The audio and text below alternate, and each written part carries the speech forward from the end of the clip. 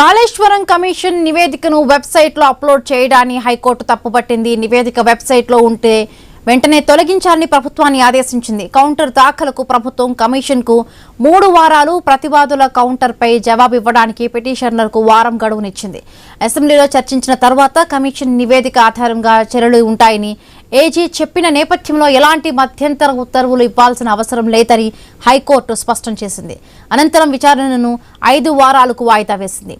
కాళేశ్వరం ప్రాజెక్టుపై justice PC Ghosh committee ఇచ్చిన నివేదికపై మాజీ సీఎం కేసీఆర్, మాజీ మంత్రి హరీష్ రావు దాఖలు చేసిన పిటిషన్లపై హైకోర్టు విచారణ జరిపింది. కమిషన్ నివేదికపై ప్రభుత్వ నిర్ణయాన్ని అడ్వకేట్ జనరల్ సుదర్శన్ రెడ్డి కోర్టుకు అందించారు. అసెంబ్లీలో చర్చించిన తరువాతే నివేదికపై ముందుకు వెళతామని సీజే ధర్మాసనానికి తెలిపారు.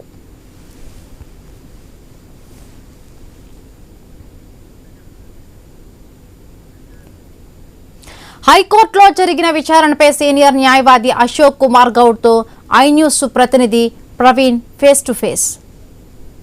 కాళేశ్వరం కమిషన్ను మొత్తం టోల్గా కూడా నివేదికను రద్దు చేయాలంటూ కేసీఆర్ కానీ ఇటు హరీష్ రావు కానీ పిటిషన్ దాఖలు చేశారు.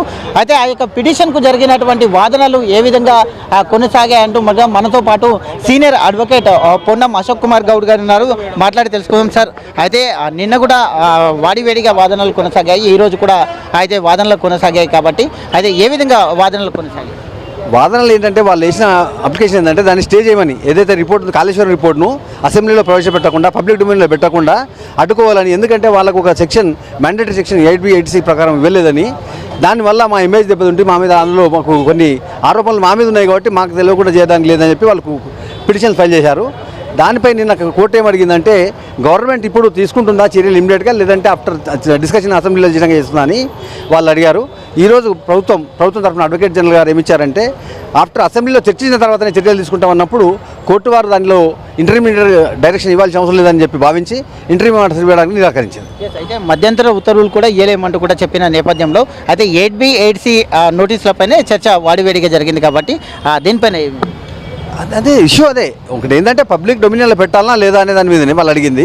దానికి స్టే ఇవ్వలేదు గవర్నమెంట్. ఎందుకంటే ఇప్పుడు ఇంకా అసెంబ్లీలో చర్చిస్తారు. ఆ చర్చ ఈ మెయిన్ ఫండమెంటల్ ఇష్యూ అవుతుందో వాళ్ళ 8A 8C గురించి 8B 8C గురించి అది ఆఫ్టర్ ఫైనలింగ్లో కౌంటర్ చేసిన తర్వాత వస్తుంది. ఇప్పటికి మాత్రం వాళ్ళకి ఏంటంటే అంత నష్టమేం లేదనే ఉద్దేశంతో ప్రభుత్వం కోర్టు ఇంటర్ఫియర్ కాలేదు అందులో. మళ్ళీ ఎన్ని వారాల పాటు ఇది 3 వారాల్లో కౌంటర్ ఫైల్ చేయమన్నారు, 4 వారాలకు వాయిదా వేశారు.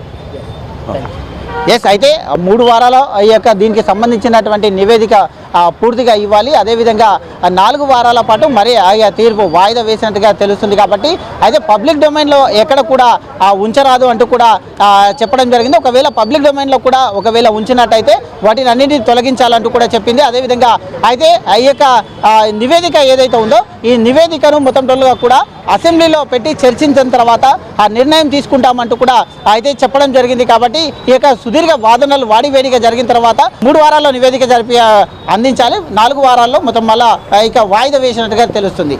కెమెరా పర్సన్ హనుమంతుతో ప్రవీణ్, ఐ న్యూస్, హైదరాబాద్.